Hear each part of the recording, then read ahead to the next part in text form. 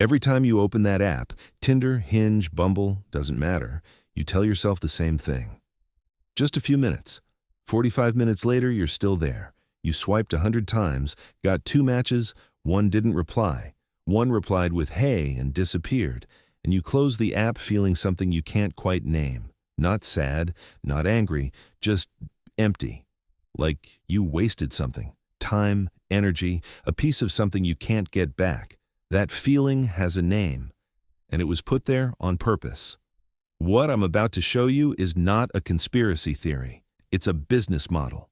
And once you see it, really see it, you will never open one of those apps the same way again. Let's start with the number that explains everything. Tinder made $1.9 billion in 2023. The entire online dating industry? Worth over $9 billion, growing every year. Now think about that for 1 second. A $9 billion industry, built on helping people find partners and leave. Here's the problem with that business model. If the app actually worked, if you found someone in 3 weeks and deleted it, they make nothing from you ever again. So ask yourself the question nobody asks out loud. Does a $9 billion company have a financial incentive to help you find love, or to keep you looking? Think about the last time you got a match notification, that buzz, that half second of something. Maybe this one. That feeling was not an accident.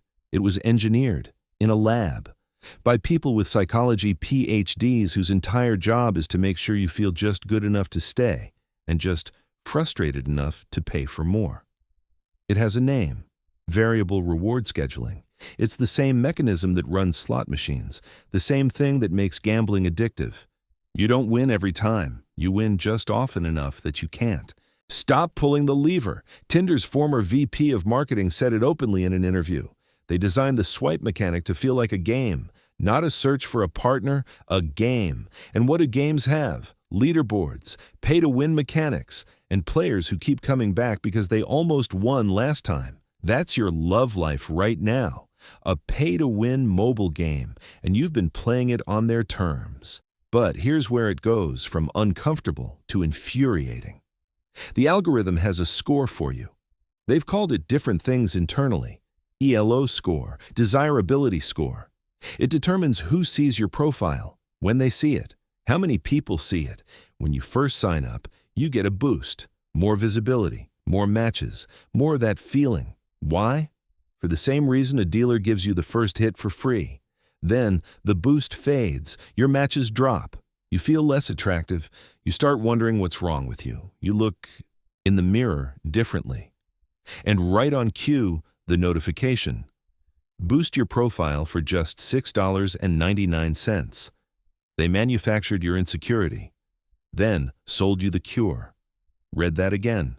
They manufactured your insecurity, then sold you the cure. Here's something that happens to every man on these apps that nobody ever names directly. You start the first month excited, real people, real possibilities. But something shifts quietly, without you noticing. After 6 months of swiping, of profiles, of bios, of photos curated to perform, your brain starts processing women differently, not consciously, not because you want it to, but because you've trained it to.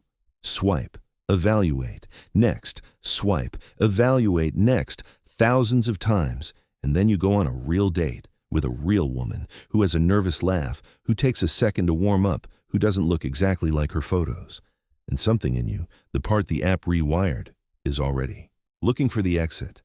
Not because she's not right for you, because she didn't hit in the first 30 seconds the way the app trained you to expect. Real attraction is slower. It builds through proximity, through time, through small moments that don't photograph well and can't be swiped on. The app didn't just change how you date, it changed what you're capable of feeling and how fast you expect to feel it. That's the damage nobody talks about, because it's the hardest one to see in yourself. Now, here's what happens when you add unlimited options to that rewired brain. Imagine you're hungry. You walk into a restaurant with 6 items on the menu. You choose, you eat, you're satisfied.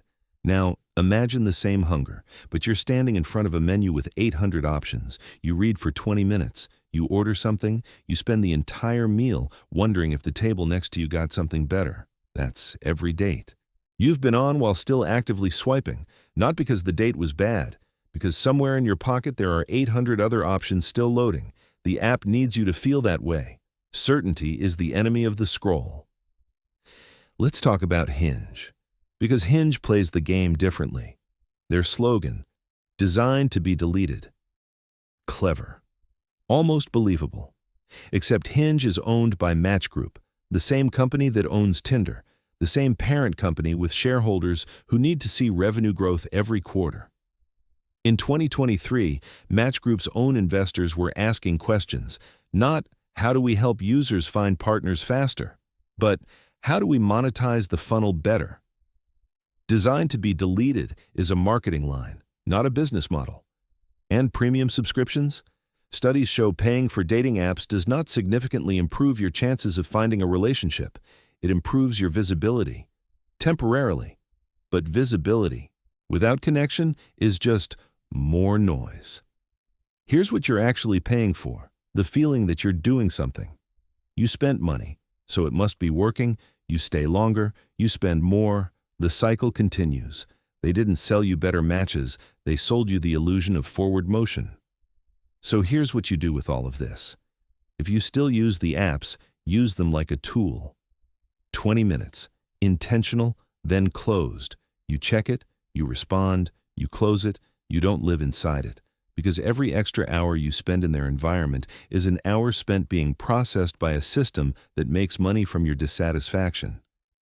Get back into real rooms, the gym, a sport, a class, a bar you actually like, not as a strategy for meeting women, as a strategy for becoming someone with an actual life visible behind him.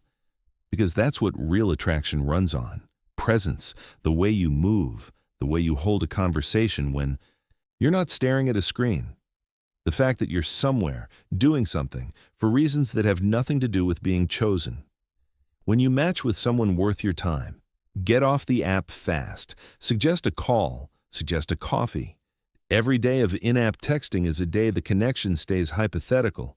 Move it into reality or let it die there, and stop optimizing the profile.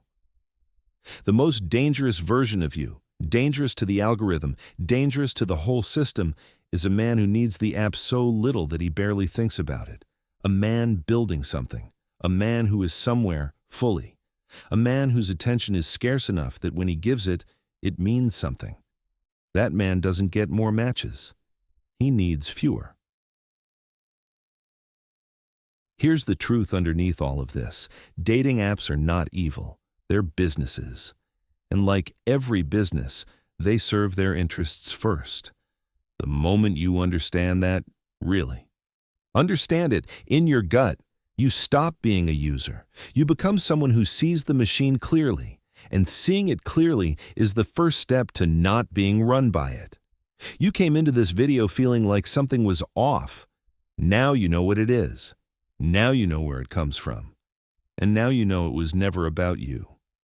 The question isn't whether the game is rigged. The question is whether you're done playing it on their terms. Real connection exists. It's always existed. It's just not where they need you looking.